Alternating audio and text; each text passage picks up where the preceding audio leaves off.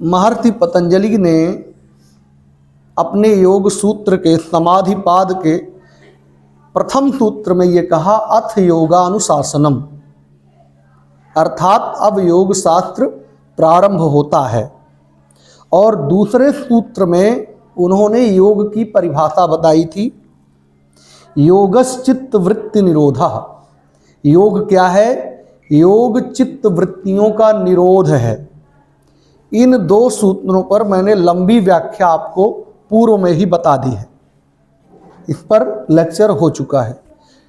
अब हम आपको योग दर्शन के एक प्रमुख पहलू अष्टांग योग पर आज हम आपसे चर्चा करेंगे।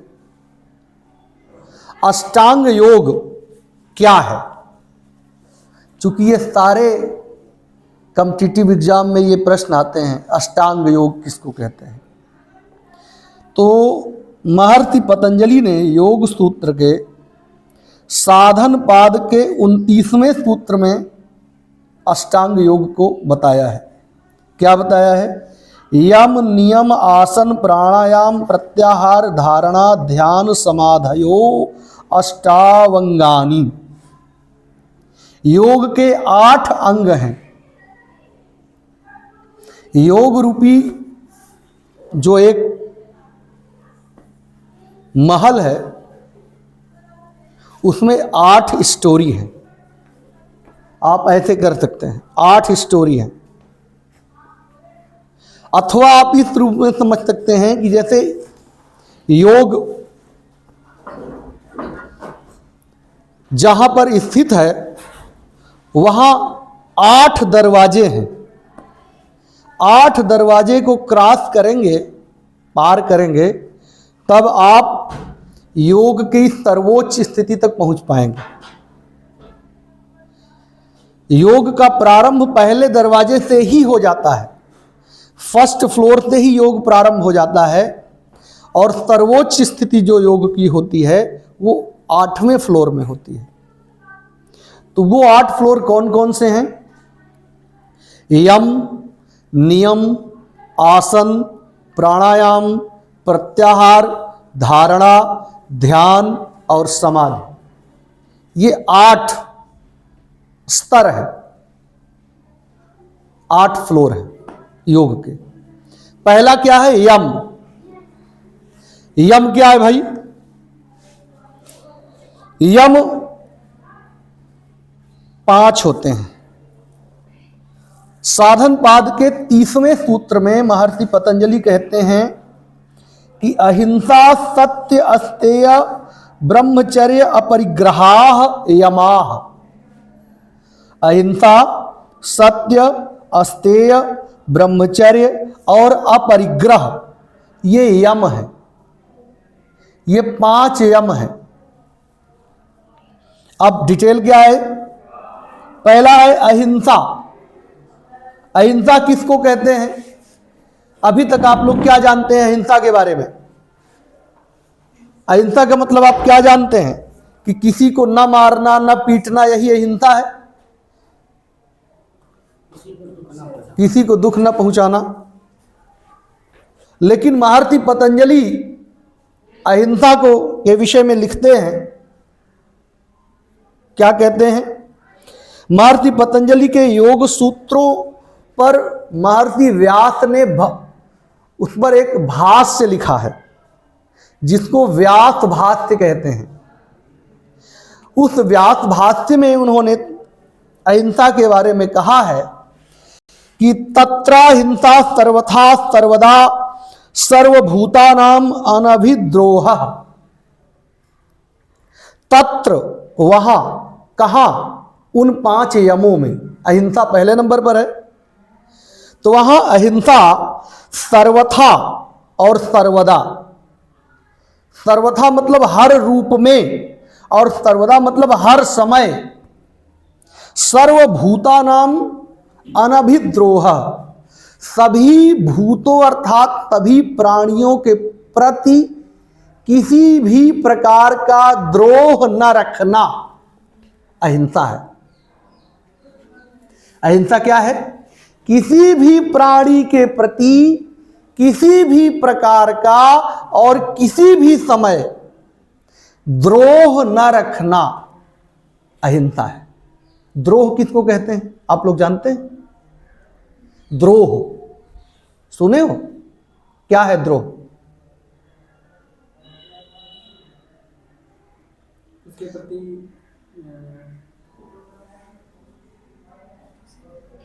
दुश्मनी का भाव। हाँ, कुछ ऐसे ही इसी से रिलेटेड है। कहते हैं ना, ये आदमी हमसे अंदर ही अंदर द्रोह रखता है, ये हमारा द्रोही है। सुने हो? द्रोह का मतलब चाहे अंदर से और चाहे बाहर से, मौका पड़ा तो अंदर से, मौका पड़ा तो बाहर से, उसका बुरा चाहना, बुरा करना, ये सब द्रोह के ही अंतर्गत है। उसके बारे में बुरा सोचना जो उसके हित का नहीं है, ये बात सोचना, अथवा वो आगे बढ़ रहा है तो उसकी टांग खींचना, किसी भी रूप में उसको कष्ट पहुंचाना, ये सब द्रोह ही है। अथवा वो आगे नहीं बढ़ रहा है तो उसको देखकर अंदर ही अंदर कुंठित होना, जलना, ईर्ष्या, द्वेष इत्यादि, ये सब द्रोह के ही अंतर्गत आते हैं।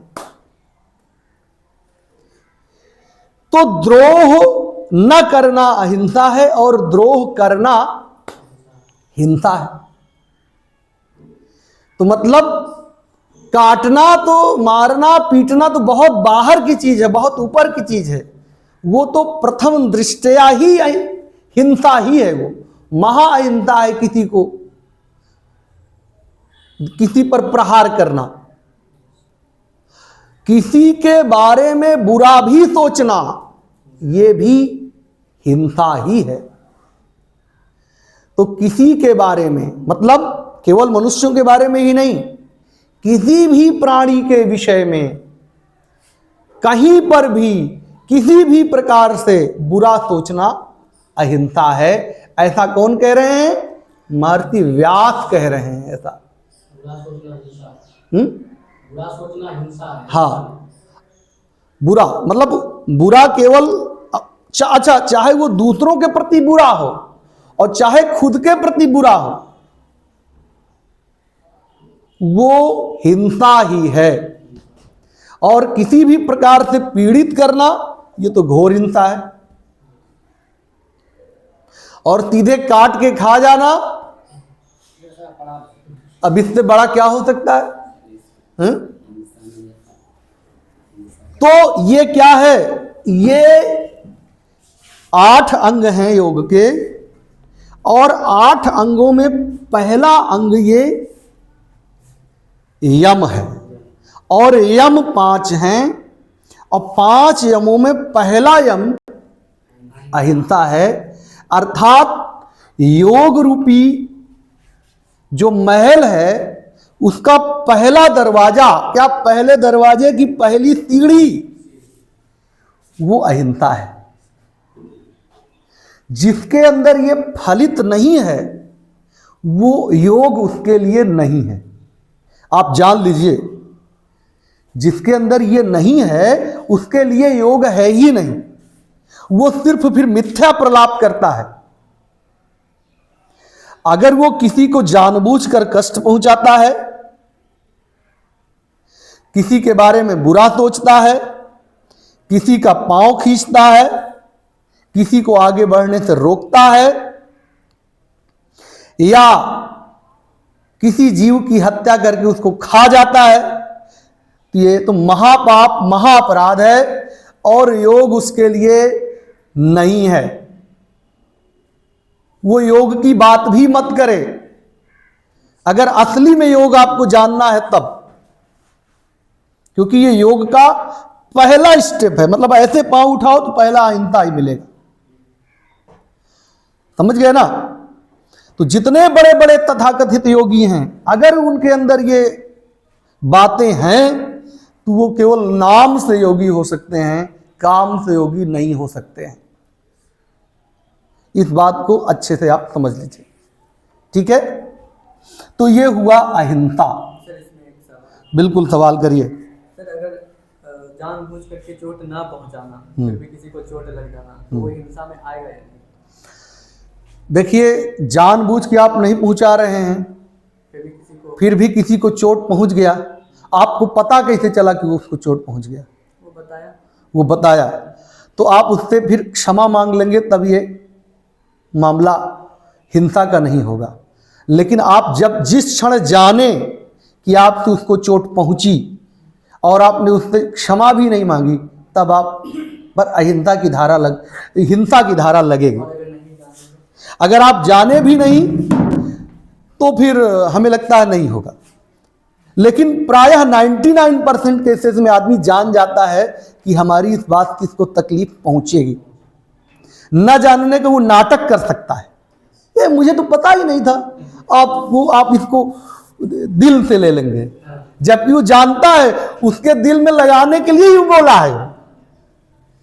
तो कभी कभी सर ऐसा होता है कि ऐसा नहीं होता है, उसके दिल में लगाने के लिए नहीं होता है, वो उसके चरित्र पे, उसके स्वभाव पे भी डिपेंड करता है। कोई मामूली सी बात, भाई अगर जानबूझ के किसी को कष्ट नहीं पहुंचाना चाह रहा है, वो उसका संकल्प ठीक है, उसका लक्ष्य ठीक है, तो वो हिंसा के उसमें नहीं आएगा, उसको पाप नहीं लगेगा। ठीक है ना, उसको पाप नहीं लगेगा। तो हिंसा, ये पहला है, यम में अहिंसा हो गया। सवाल जरूर पूछिएगा जहां बात आपको लगे। अब आप देखिए, बात इसके एक आगे है। महर्षि ये बताते हैं कि ये वाली अहिंसा जिसके अंदर फलित हो जाती है, उसके अंदर कुछ परिणाम भी होते हैं, उसका कुछ फल होता है। किसका? इस अहिंसा का। महर्षि पतंजलि साधन पाद के 35वें सूत्र में कहते हैं कि अहिंसा प्रतिष्ठायाम तत्सन्निधौ वैर त्यागः। जिसके अंदर ये अहिंसा उतरती है वो अजात शत्रु हो जाता है। सभी प्राणियों के प्रति उसके अंदर मैत्री भाव आ जाता है। किसी भी व्यक्ति के प्रति किसी भी प्रकार की कोई भी दुश्मनी नहीं रहती उसके अंदर। वैर का सर्वथा अभाव हो जाता है उसके अंदर। वो सारे प्राणियों का मित्र हो जाता है, भले ही हाथ न मिलाए किसी से, भले ही हाल चाल न पूछे किसी से। अजात शत्रु का मतलब उसका कोई शत्रु ही पैदा नहीं हुआ, उसका कोई शत्रु है ही नहीं। सर लेकिन मैंने मतलब एक अजात शत्रु के बारे में पढ़ा था। वो राजा, वो अपने ननिहाल को भी पूरा सर्वनाश कर। आप शब्द का अर्थ हम किसी व्यक्ति के बारे में नहीं बता रहे हैं, मतलब यहाँ पे हम किसी कैरेक्टर के बारे में यहाँ चर्चा नहीं कर रहे हैं। मतलब नाम वैसा रखा उनका, वो नाम तो आजकल होता ही है। नाम जो है उसके उल्टे गुण उसके अंदर है, तो ये उस व्यक्ति की कमी है ना, अपने नाम को कम से कम सार्थक करे। तो नाम तो एक से बढ़ के एक है, क्या करेंगे? नाम है उनका गुलाब सिंह और महक तनिक भी नहीं है, तो क्या करेंगे? लेकिन कांटे हैं सर। कांटे हैं और महक तनिक भी नहीं है। तो देखिए, पहला हो गया, पहला यम हो गया अहिंसा। अच्छे से समझ लीजिए। हाँ, सामने वाला हमें दुख पहुंचाना चाह रहा है, हाँ, हमें फिर क्या करना चाहिए? अगर आपको जानबूझकर आप पर वो अपराध करना चाह रहा है, आपको दुख पहुंचाना चाह रहा है, तो आप अन्याय का मुकाबला करिए खड़े होकर। समझ गए? यदि कुछ शब्द निकल जाते हैं, नहीं, शब्द की बात नहीं है, आप उसको जवाब दीजिए। अगर कोई आकर हमें हमारे ऊपर अत्याचार करे निरपराध, तो हमें उसको जवाब देना चाहिए। समझिए, कायरता नहीं है अहिंसा। अहिंसा कायरता नहीं है, ये जरूर ध्यान रखना। अपने से पहले से जानबूझ के किसी को कष्ट पहुंचाना ये हिंसा है। लेकिन किसी को जवाब देना, धर्म के लिए लड़ना, अरे पूरा महाभारत में देखो भगवान तो कह रहे हैं ना, धर्म के प्रति अधर्म अगर खड़ा हुआ है लड़ने के लिए तो उसको जवाब देना ही चाहिए। अर्जुन से उन्होंने लड़ने के लिए कहा, तो ऐसा थोड़ी है कि वो अहिंसा में से हटाकर हिंसा में लगा रहे हैं। समझे? हाँ, और अगला आज यम पर चर्चा करते हैं। दूसरा क्या है? सत्य। सत्य क्या है? महर्षि पतंजलि कहते हैं कि सत्यम यथार्थ वांग मन से। सत्य क्या है? जो मन में है वही वाणी में आ जाए, यही सत्य है। मन में अगर कुछ ऊट पटांग चल रहा है तो वो हमारे वाणी में भी आ गया। मन से हम किसी के बारे में बुरा सोच रहे हैं और बाहर से बड़ा प्रेम से बात कर रहे हैं तो ये सत्य नहीं है, झूठा। जो अंदर है वही बाहर आए, इसे ही सत्य कहते हैं। तब तो सर मन बाहर निकल जाएगा। जो भाव, हाँ सर, मतलब वही मन का सारा भाव अगर हम सामने प्रकट कर रहे हैं उसी तरीके से, हाँ बिल्कुल ठीक है, तो मन तो बाहर है हमारा। हाँ बिल्कुल ठीक बात है। मन का जो भाई कोई भी भाव पहले अंदर ही तो आता है, फिर उसको शब्द के रूप में हम बाहर करते हैं। उसमें बहुत झोल करके नहीं, बताओ ना क्या समस्या है? मतलब समस्या नहीं है सर। हाँ। आप बोले कि अंदर से बाहर निकलता है ना। हाँ, तो जो भी भाव अंदर है उसको, उस भाव को ही शब्द देकर हम बाहर निकालें। सर उसके सत्य भावना बाहर निकल जाता, सामने वाले को कष्ट पहुंचे। बस यही तो है। जब ये जान जाओगे तो अंदर बुरा सोचना बंद कर दोगे। अगर जैसे कोई सामने वाला आदमी बुरा है, किसी को आप अंदर ही अंदर गाली दे रहे हैं और बाहर से प्रेम से बात कर रहे हैं और बाहर गाली देंगे तो जूता मिलेगा, तब अंदर भी गाली। होता क्या है कि मैं स्वयं ऐसे महात्माओं के श्री चरणों का दर्शन करने का सौभाग्य मुझे मिला है जो मन की भाषा जानते थे। जैसे ही मन में हमारे कुछ इधर उधर आया तुरंत टोक दिए, क्या ये सोच रहे हो ना तुम? अब एकदम मतलब तिटाकी पिटाकी गुम। जिस सवाल के बारे में सोच रहे हैं उसी का जवाब दे रहे हैं महापुरुष महात्मा। थोड़ा सा उल्टा नकारात्मक सोचे तो तुरंत डायरेक्ट, ना हम कुछ बोल रहे हैं ना वो, मन में थोड़ा सा कुछ बुरा सोचे या वो उल्टा सोचे तुरंत डांट पड़ गई। अब बताओ वहां आप बुरा सोच पाएंगे? तो कहने का मतलब यह है कि जो महापुरुष होते हैं वो आपको अंदर से ठीक करते हैं, आपका सॉफ्टवेयर सही करेंगे, आपका चिंतन सही करेंगे, न कि आपकी वाणी। आप अंदर से ठीक सोचना शुरू करिए और वही बाहर निकालिए। तब निकालने में प्रॉब्लम नहीं है। तब निकालने में प्रॉब्लम नहीं, और निकालने में प्रॉब्लम है इसका मतलब आपको दंड मिलना ही चाहिए। कम से कम झूठ बोलने का तो दंड मिलेगा ही। कौन? सामने वाला नहीं जानेगा, लेकिन प्रकृति तो जान रही, भगवान तो जान रहे हैं ना कि झूठ बोल रहा है। वो तो गिना जाएगा ना पाप, और उसका समय आने पर परिणाम भी मिलेगा। तो सत्य समझ गए? सत्य किसे कहते हैं? अच्छे से समझ गए? कोई और प्रश्न रह गया इसमें? हाँ, व्यक्ति को यदि मन से बोलेंगे तुम बुरा हो तो फिर दिक्कत ना है। क्या बोले? यदि कोई बुरा व्यक्ति है, हाँ। हम बोल दिया बुरा है, ठीक है, कड़वा सत्य होगा कि कोई बुरा है उसको आपने बुरा कह दिया तो ये कड़वा सत्य है। लेकिन क्या है, हमारे शास्त्र कहते हैं सत्यम ब्रूयात प्रियम ब्रूयात। कहे सत्य तो बोलो लेकिन प्रिय भी होना चाहिए। वो ध्यान रखे, जो अप्रिय सत्य है वैसा न बोलो। इससे अच्छा चुप रहो। हाँ, न वो तुम्हारे हित में है ना उसके हित में है। हालांकि अगर आपके पास वाणी का ढंग है कहने का तो कोई सत्य अप्रिय हो ही नहीं सकता। आप ऐसे बोलेंगे, अप्रिय सत्य को भी प्रिय की तरह बोल देंगे और अगले को बुरा नहीं लगेगा, आप अपनी बात भी कह देंगे। ये तरीका विकसित करो ना, डायरेक्ट किसी को बुरा मत कहो, समझे? तो सत्य क्लियर हो गया। चलिए, ब्रह्मचर्य क्या है? अहिंसा, सत्य, ब्रह्मचर्य। नहीं, अहिंसा सत्य के बाद अस्तेय।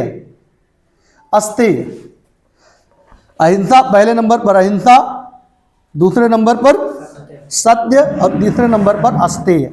अस्तेय क्या है? चोरी न करना ही आप कहते हैं, लेकिन महर्षि पतंजलि कुछ और कह रहे हैं। यही है, देखिए सामान्य चीज आप वही लिखेंगे तो फिर वो आपको अष्टांग योग का नहीं, पूरा भाव नहीं समझ में आएगा। जो पतंजलि कह रहे हैं, महर्षि पतंजलि कह रहे हैं, उस बात को आप लिखिए। वो कह रहे हैं कि पहले अस्तेय को समझ लीजिए है क्या, जो अस्तेय नास्तेय। अस्तेय क्या है? जो स्तेय नहीं है। अस्तेय वो है जो स्तेय नहीं है।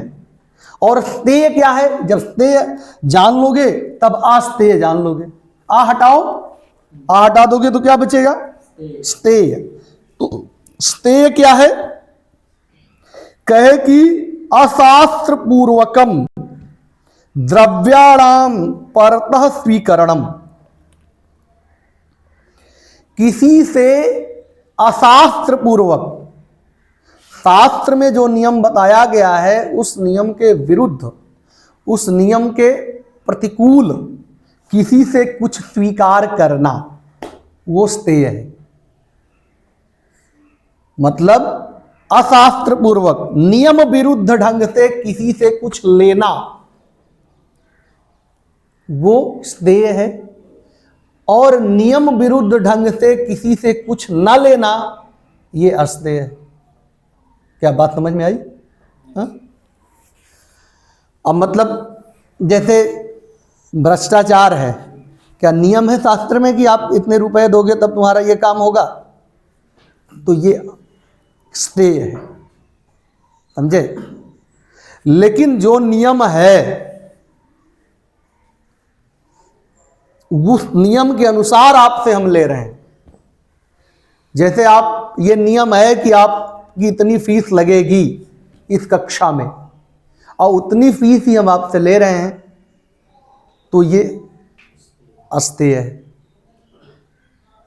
ऐसा कभी जो अधिक मूल्य ले लिया जाता है, वो स्तेय है, समझे? चोरी जैसी बात यहाँ नहीं है, लेकिन है वो प्रकारांतर से, वो तो चोरी ही है। चोरी, मोटे तौर पे तो चोरी है। चोरी तो मतलब सीधे सीधे ये है कि आपके, मतलब चीज आपकी अनुपस्थिति में हम ले लिए। लेकिन यहाँ उससे और बड़ी बात कही जा रही है, आप हैं लेकिन नियम विरुद्ध तरीके से हम आपसे कुछ स्वीकार कर रहे हैं, तो ये स्तेय है। इसलिए हमें ऐसा नहीं करना चाहिए, और यही अस्तेय है।